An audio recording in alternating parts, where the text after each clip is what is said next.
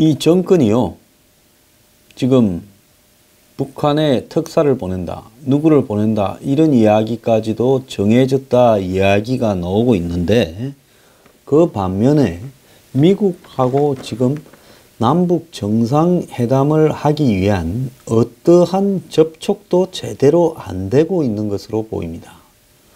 문 대통령은 비핵화에 대해서는 김여정을 만났을 때 4번 만나면서 한마디도 하지 못하고, 북한은 여전히 지금까지 비핵화는 한국과 할 이야기가 아니다, 미국하고 할 이야기다, 이렇게 이야기하면서 최근에는 미국과 대화할 필요가 없다라고 이야기를 하면서 배짱을 튕기고 있습니다.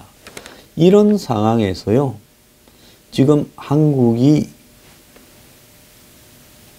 지금 문 정권이 아주 헤매고 있는데요. 미국과 지금 이야기할 게 한두 가지가 아니죠. 북한이 정상회담을 하겠다 하면 거기에 대한 요구 조건으로 벌써 그런 게 몇 가지가 있을 겁니다. 대표적으로 보자면 북한한테 돈과 여러 가지 규제를 없애라. 즉 돈을 주고 현재 524 조치라든지 미국과 유엔의 대북 제재에서 한국은 빠져나와라 하는 이야기를 했을 거라고 보입니다. 북한이 그거 없이 남북 정상회담을 할 이 집단이 아니지요.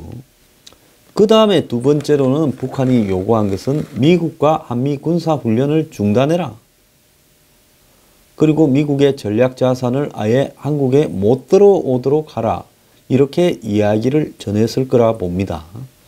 그러면 문 정권의 입장에서는 지금 이런 것들을 미국하고 이야기를 하면서 미국 손을 잡아다가 북한하고 한 번은 붙여줘가지고 북한이 그래 뭐 괜찮네, 그럼 우리가 조건을 조금 완화할 거니까 미국하고 북한하고도 한번 만나볼게, 이런 게 이제 운전자론이죠. 그걸 할 수 있어야 되는데 지금 펜스가 돌아간 이후로 미국하고 지금 라인이 열려 있지가 않은 겁니다. 자, 그 단적인 예는 뭔가 하면요, 지금 김여정이 왔다 간 이후에 미국과 문재인 대통령 간에, 트럼프와 문재인 대통령 간에 통화가 안 되고 있다는 겁니다. 문 대통령과 트럼프 간의 통화는 지난 2월 2일 밤에 30분 동안 이루어진 것이 마지막입니다. 그거 뭡니까? 평창올림픽 성공을 위해서 어쩌고 저쩌고 하는 형식적인 말만 있을 뿐이었죠. 자, 그때는 개막식에 이제 펜스가 오고, 우리 쪽은 개막식에 펜스가 오고, 또 북한에서는 김여정이 오는 거, 발표는 안 났더라도 한국의 정권은 알았을 거니까. 즉, 평창올림픽에서 북한의 고위 관계자와 미국의 고위 관계자가 서로 만나는 부분을 이야기를 해볼라 했을 건데, 그때 아마 그런 이야기들이 전혀 되지 못했을 거라고 보입니다. 그때 통화한 내용을 한번 돌아가 봅시다. 트럼프는 이 문 대통령 취임 후 처음으로 치르는 대규모 국제행사가 성공하기를 바란다 했고, 문 대통령은 펜스를 보내줘서 고맙다 이야기를 했고, 또 문 대통령은 평창올림픽을 계기로 남북 대화가 지속되고 한반도 평화의 정착에 기여하게 될 거다라고 이야기를 한 다음에 펜스 대통령의 내한이 한반도 평화를 위한 중요한 전환점이 될 거로 기대했다. 전환점은 개뿔, 펜스는 아예 북한 쪽을 겉들떠 보지도 않고 만나기 싫어서 그냥 행사장에 와서도 나가버렸죠. 트럼프는 3, 4주 전에는 많은 국가가 참가에 대해 우려를 했지만 이제는 걱정할 필요가 없다면서 미국은 100% 한국과 함께 이 평화로운 올림픽이 되도록 하겠다 이야기를 했고, 그러면서 한미 간의 무역 불균형 시정을 언급했습니다. 이것이 오늘날 무역확장법 232조에 의한 철강 알루미늄 이 수입 제한을 애고하는 이야기였다라고 봐야 되는 겁니다. 그래서 문 대통령은 뭐라고 이야기했는가 하면 한미 FTA에 성실한 자세로 임하겠다, 이렇게만 이야기를 했습니다. 그런데 그 이후에 북한의 인권 상황, 심각한 인권 상황에 대해서 트럼프가 문제를 제기했다고 그렇게 미국 백악관에서 보도를 했지요.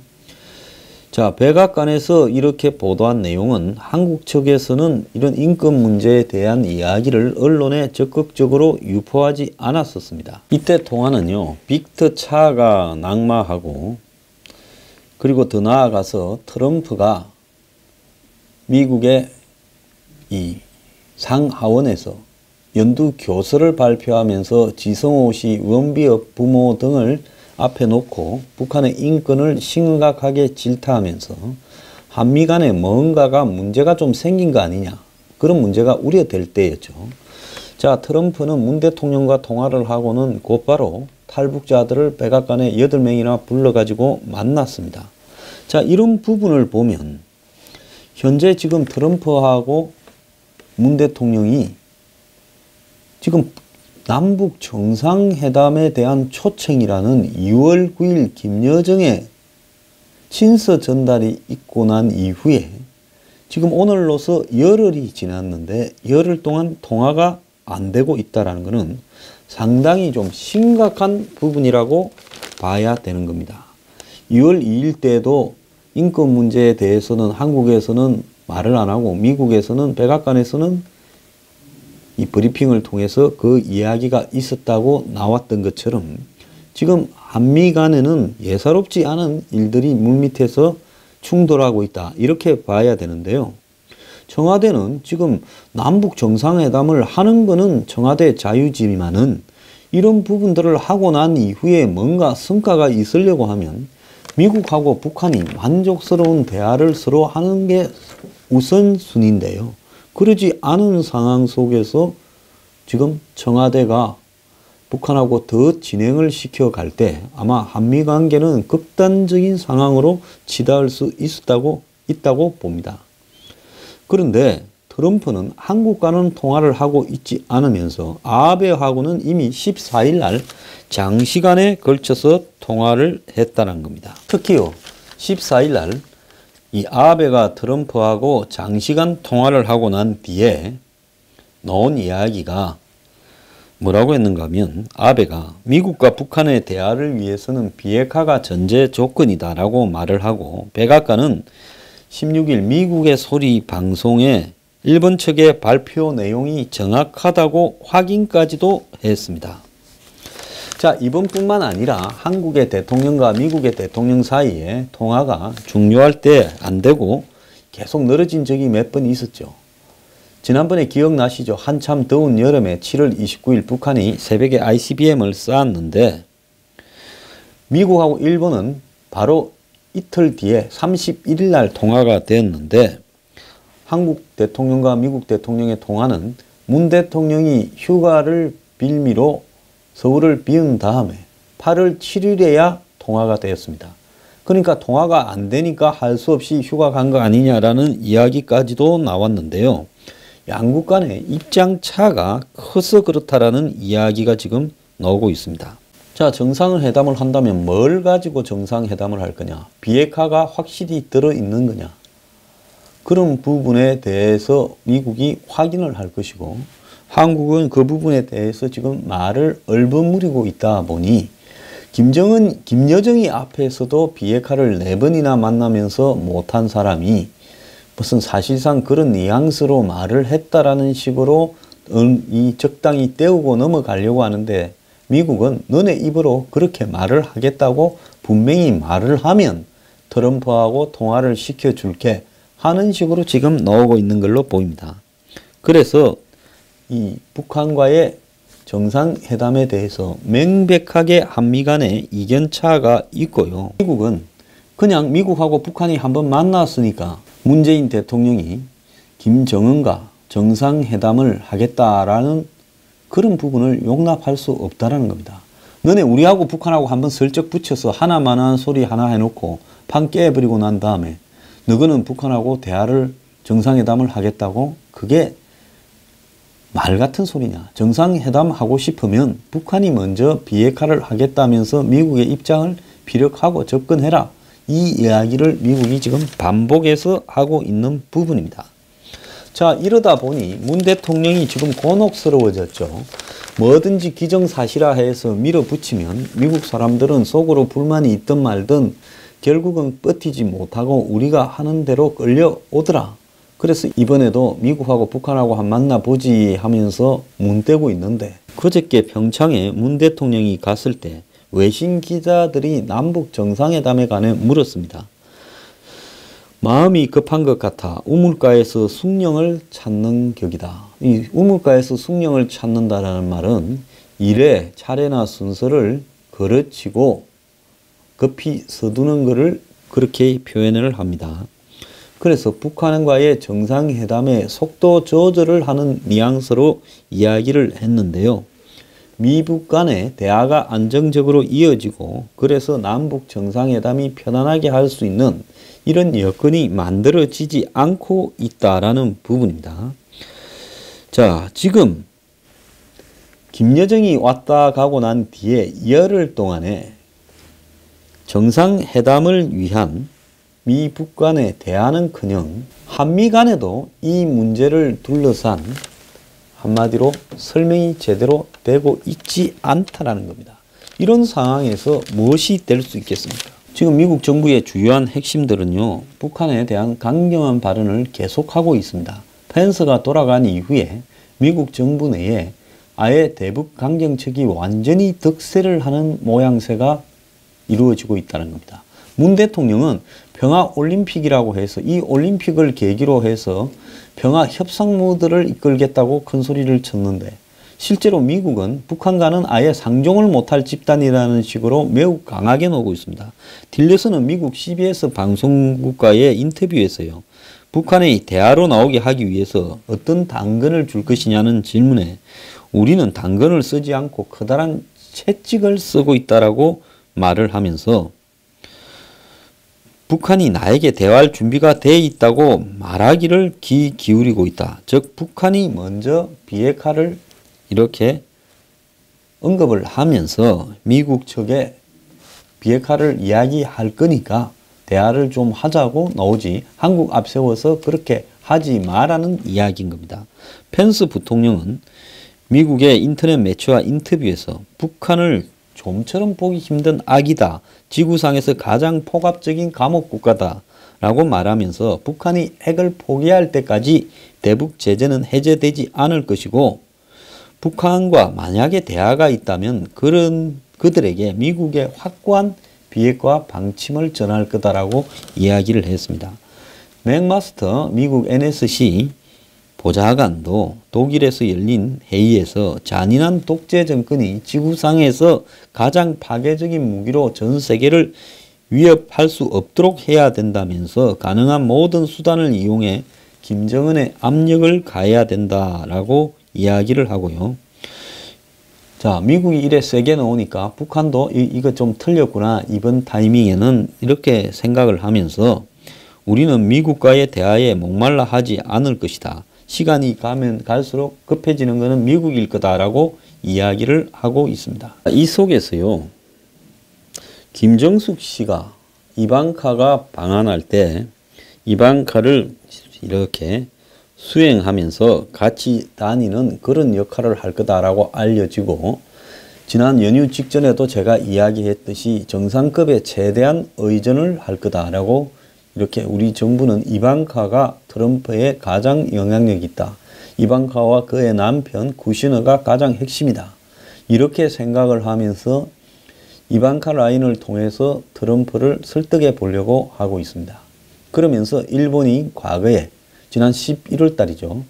트럼프가 한국 오기 전에 일본에 들를 때 이방카가 며칠 전에 가가지고 아베가 이방카가 하는 이 여성 무슨 재단에 560억인가 하는 돈을 기부하고 이방카 연설할 때 뒤에 앉아있고 또 이방카와 일본의 이 여관 료칸에 불러서 일본 전통악기 연주하에 극진한 식사 대접을 하고 미리 와서 기다리고, 그야말로 일본이라는 이 세계의 5대 강국 안에 들은 나라의 최고 수장이 이방카에게 굴욕적인 만큼 잘했습니다.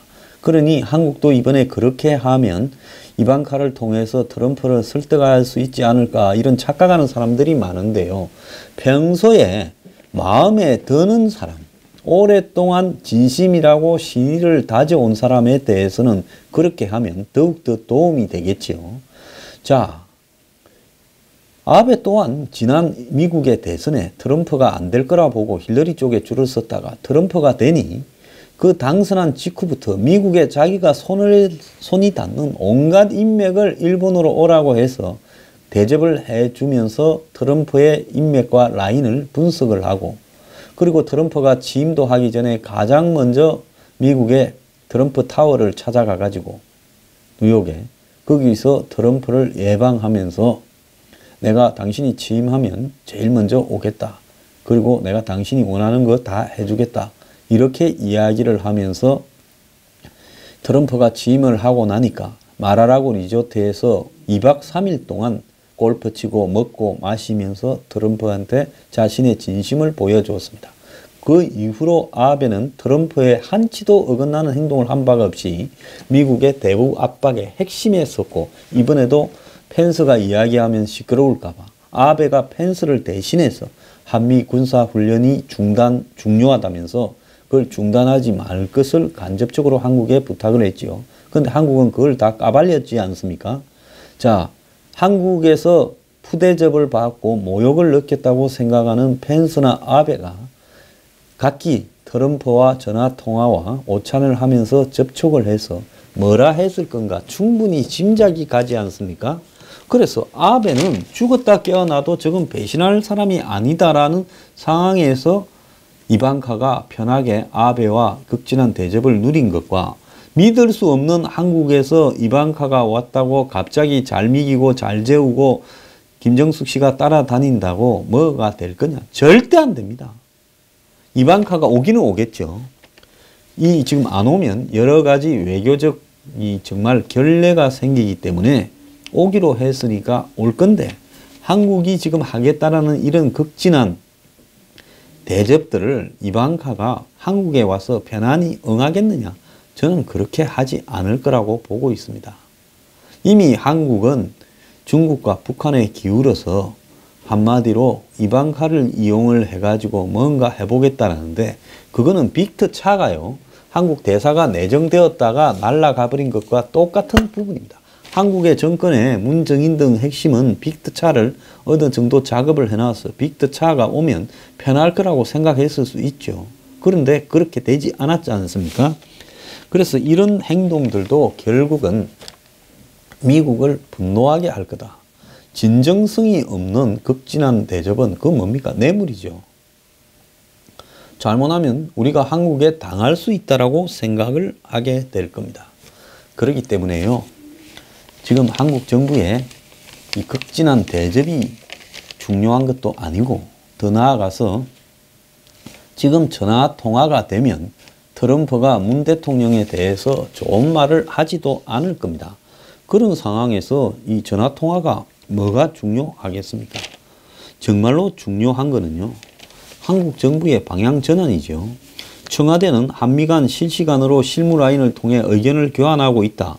정상 간 통화는 추후 일정을 정할 예정이다라고 이야기를 하지만은, 지금 전문가들은 대북 접근 방향에 대한 한미 간의 입장 차가 커서 그게 정리가 안 되니까 정상 간의 통화가 안 되고 있다. 이렇게 지금 보는 것이 정답이라는 겁니다. 트럼프는 14일 아베하고는 1시간 16분에 걸쳐서 북핵 문제를 이렇게 논의했는데요.